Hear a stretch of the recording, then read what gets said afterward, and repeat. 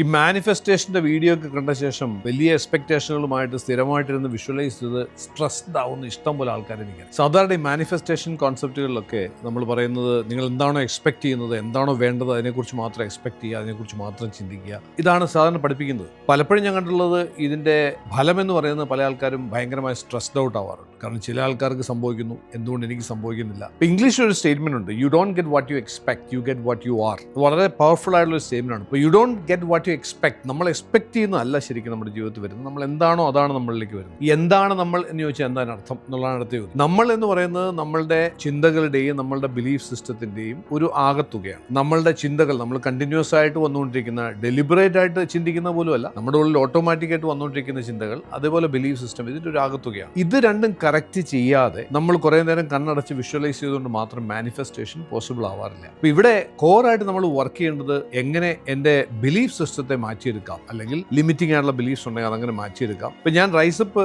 എന്നുള്ള പ്രോഗ്രാമിൽ ചെയ്യുന്ന പ്രധാനപ്പെട്ട ഒരു കോർ സബ്ജക്റ്റ് എന്ന് പറയുന്നത് ഈ ലിമിറ്റിംഗ് ബിലീഫുകളെ ബ്രേക്ക് ചെയ്യുകയും അതുപോലെ തന്നെ നമ്മുടെ തോട്ട് പ്രോസസ്സിനെ മൊത്തത്തിൽ എങ്ങനെ റീ എഞ്ചിനീയർ ചെയ്യാം എന്നുള്ളതാണ്. അതുകൊണ്ട് തന്നെയാണ് അത്തരത്തിലുള്ള ഒരു പ്രോഗ്രാം കഴിഞ്ഞ ശേഷം മാനിഫെസ്റ്റേഷൻ ടെക്നിക്ക് അപ്ലൈ ചെയ്യുമ്പോൾ അതിനകത്ത് റിസൾട്ട് കൂടുതൽ കാണാൻ സാധിക്കുന്നുണ്ടാവും. അതുകൊണ്ട് ഈ മാനിഫെസ്റ്റേഷനെ കുറിച്ച് കൂടുതൽ സംസാരിക്കുന്ന ആൾക്കാർ, പ്രത്യേകിച്ചും അതിൽ കോണ്ടന്റ് ക്രിയേറ്റ് ചെയ്യുന്ന ആൾക്കാരോട് എനിക്ക് പറയാനുള്ളത്, നിങ്ങൾ ഡെഫിനറ്റ് ആയിട്ട് ഈ ഒരു സബ്ജക്റ്റ്, അതായത് you get what you are, not what you expect, ഇത് എല്ലാ ആൾക്കാർക്കും പറഞ്ഞു കൊടുക്കണം. അല്ലെങ്കിൽ കൂടുതൽ ആൾക്കാർ എക്സ്പെക്ടേഷൻ കൂടി ടെൻഷനും സ്ട്രെസ്സും ആയിട്ട് മാറുന്നതായിട്ട് കാണാൻ സാധിക്കും.